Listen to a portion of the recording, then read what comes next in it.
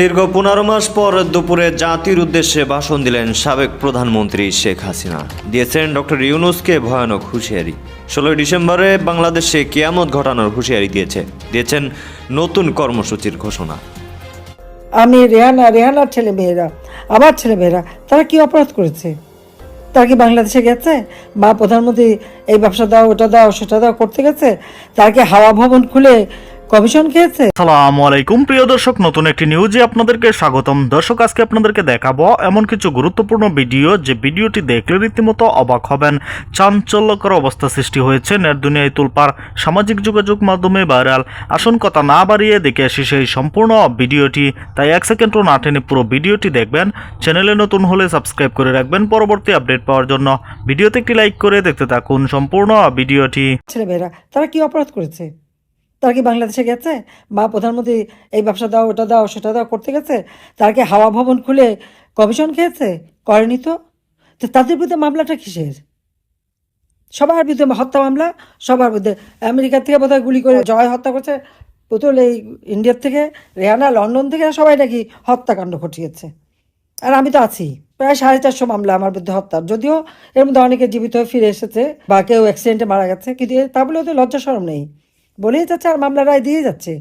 এবং খুব ভুল করে ফেলেছি। আমার ছেলে মেয়ে বা রেহানার বাচ্চারা কখনো কিছু চায়নি, কিচ্ছু চায়নি।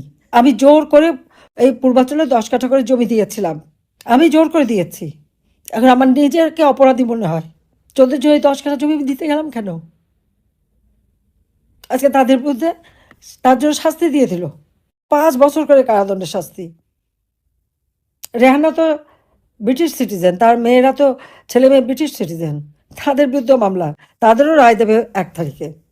কারণ অপরাধ 10 কাঠা জমি, 10 কাঠা জমি নিয়েছে, এটা তো বিরাট অপরাধ। কিন্তু যার 4080 কাঠা পূর্বাচলে জমি, উত্তরায় 300 কাঠা, চট্টগ্রামে প্রায় 87 কাঠা, গ্রামীণ ব্যাংকের যে টাওয়ার, সেখানে 17,000 স্কোয়ার ফিট জায়গা ইউনূস দখল করে নিয়েছে।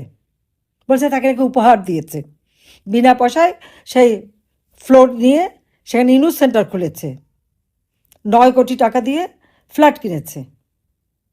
এগুলি কোনো অপরাধও না, এর কোনো যথাযথ আর্থিক কিভাবে তার সঙ্গতি হলো সেটা সে দেখাতে পারবে না। গ্রামীণ ব্যাংকে 6,000 টাকা বেতনের একজন এমডি সাহেব এত সম্পদ কোথা থেকে পেলো সেটা কি দেখাতে পারবে?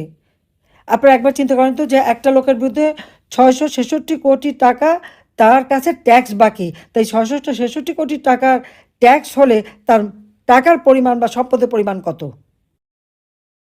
কত সম্পদ থাকলে 666 কোটি টাকা ট্যাক্স হয়? সব মামলা বাদ, সব বাতিল। লেবারের টাকা আত্মসাৎ করে লেবার কোর্ট সাজাপ্রাপ্ত, লেবারদের করা মামলায় সব বাতিল। যাক, আমি আর কথা বলতে চাই না। আমি জনগণের কাছে একটা কথাই বলবো, হ্যাঁ, আমার বিরুদ্ধে যা করবে, আমি আপনার সকলের কাছে এই বিচারটাই চাই, যে আমাদের ছেলে মেয়ে বা রেহানা কোনোদিন তো তারা প্রধানমন্ত্রীর বোন হিসেবে কোনো রকম কোনো সুযোগ সুবিধা নেয়নি, অযথা মিথ্যা অপপ্রচার চালিয়ে যাচ্ছে আর আমাদের সম্পদ খুঁজছে। আমরা তো সম্পদ বানাইনি, বানাতে যাইনি। আমরা আরও মানুষকে বিলিয়ে দিয়েছি, 32 নম্বর বাড়িটাও বিলিয়ে দিয়েছি। আমাদের যে টাকা পেয়েছিলাম আমরা ট্রাস্ট করে হাজার হাজার ছেলেমেয়েদের পড়াশোনা করিয়েছি, তাদেরকে সহযোগিতা দিয়েছি। হ্যাঁ, উত্তরাধিকার সূত্রে যে সমস্ত গহনা বা বৈবাহিক সূত্রে উপহার যেগুলি লকারে ছিল, আমি জীবিত থাকতে সেই লকার ভেঙে বের করলো, কিন্তু সেখানে আমার দাদির, বাবার নানির, বাবার মায়ের গহনাগুলি, সেগুলি গেল কোথায়? পূবালী ব্যাংকের যে আমার লকারে, তো সে পাকিস্তান আমল থেকে, সেখানে নাকি শুধু একটা বস্তার ব্যাগ পেলো, তো অলংকারগুলি গেল কোথায়? সম্পদগুলি গেল কোথায়? সে জবাব তো দিচ্ছে না। গণভবনে যে সমস্ত ছিল আমাদের, সেগুলি গেল কই? সেই সব তো দিচ্ছে না। লুটেরারা কি দেবে? যারা অপরাধী এখন তারাই নিরপরাধীদের উপরে শাস্তি দিচ্ছে।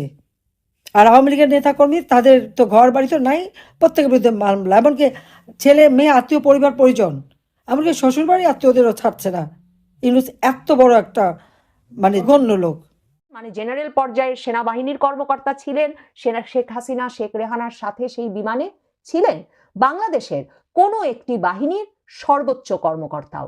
তো তাহলে ইউনূস সরকারকে শেখ হাসিনা আবার বিমান পাঠানোর চ্যালেঞ্জ দেবেন না কেন বলুন? শেখ হাসিনাকে যদি আবারও সর্বোচ্চ সেনা কর্মকর্তাদের প্রহরায় নিয়ে আসবার জন্য বিমান না পাঠানো হয়, তাহলে শেখ হাসিনা ফেরেন কি করে? বাংলাদেশে আন্তর্জাতিক অপরাধ ট্রাইব্যুনালে মানবতা বিরোধী অপরাধের অভিযোগে সাবেক প্রধানমন্ত্রী শেখ হাসিনার মৃত্যুদণ্ডের রায় হওয়ার পর যখন বাংলাদেশের অন্তর্বর্তীকালীন সরকারের প্রেস সচিব থেকে শুরু করে বিভিন্ন পর্যায়ের কর্মকর্তারা, আইন উপদেষ্টা সহ বিভিন্ন উপদেষ্টারাই বাংলাদেশে শেখ হাসিনাকে ফিরিয়ে এনে ফাঁসির রায় কার্যকর করা নিয়ে নানা রকম হুঙ্কার দিচ্ছেন এবং বাংলাদেশের রাজনৈতিক দলগুলোর অনেকে, বিশেষ করে 2024-এর বিপ্লবী যে ছাত্র নেতারা, তারা বলছেন যে এই রায় কার্যকর করা না হওয়া পর্যন্ত ভারতের সঙ্গে কিছুতেই সম্পর্ক স্বাভাবিক হবে না। ভারত যতদিন না শেখ হাসিনাকে ফিরিয়ে দেবে, এমনকি ধরেন হাসনাত আব্দুল্লাহ, তিনি রোগশয্যায় থাকা গুরুতর অসুস্থ খালেদা জিয়াকে দেখতে গিয়ে হাসপাতালের বাইরে দাঁড়িয়ে সংবাদ মাধ্যমকে বলেছেন যে খালেদা জিয়ার ততদিন বেঁচে থাকা উচিত যতদিন বাংলাদেশে শেখ হাসিনাকে ফিরিয়ে এনে শেখ হাসিনার ফাঁসির রায় কার্যকর করা না হয়। খালেদা জিয়া যাতে শেখ হাসিনার ফাঁসি দেখে তারপর মৃত্যুবরণ করতে পারেন, সেজন্যই নাকি দেশবাসীর দোয়া করা উচিত। এমন সব হুঙ্কার এবং আলাপ আলোচনা যখন চলছে, তখন শেখ হাসিনা নিজেই এমন এক অডিও বক্তব্য দিয়ে বসেছেন দলীয় নেতাকর্মীদের কাছে, যেখানে তিনি চ্যালেঞ্জ জানিয়ে ডক্টর মোহাম্মদ ইউনূস সরকারকে, বাংলাদেশের অন্তর্বর্তীকালীন সরকারকে বলেছেন যে সাহস থাকলে তারা যাতে প্লেন পাঠায় এবং সেই প্লেনে করে তিনি বাংলাদেশে ফিরে যেতে চান এবং দেখতে চান যে কার ফাঁসির দড়ি, কার বুলেট এত শক্তিশালী। শেখ হাসিনা এই যে এমন একটা বক্তব্য দিয়ে বসলেন, এটা কি রাজনৈতিক বক্তব্য? এর পেছনে কি কোনো যুক্তি নেই? দেখেন, ভারতের ভেতরে, সরকারের ভেতরে, ভারতের সাবেক কূটনীতিকরা সংবাদ মাধ্যমের সঙ্গে আলোচনায়, কিংবা ভারতের অনেক বিশেষজ্ঞ আলোচনায় সংবাদ মাধ্যমকে দেওয়া প্রতিক্রিয়ায় ঠিক এই কথাটাই বলেছেন, যেই যুক্তির ওপর ভর করে শেখ হাসিনা এমন একটা চ্যালেঞ্জ ইউনূস সরকারকে দিয়ে দিলেন যে পাঠান না, প্লেন পাঠান, আমি সেই প্লেনে চড়ে বাংলাদেশে যেতে চাই। ভারতেও এই আলাপটা ভীষণ জোরদার ভাবে আছে যে শেখ হাসিনা তো পালিয়ে কোনো খানা খন্দ, নদী নালা, ধানের ক্ষেত পার হয়ে তবে বাংলাদেশের সীমান্ত পাড়ি দিয়ে ভারতে ঢোকেন নাই।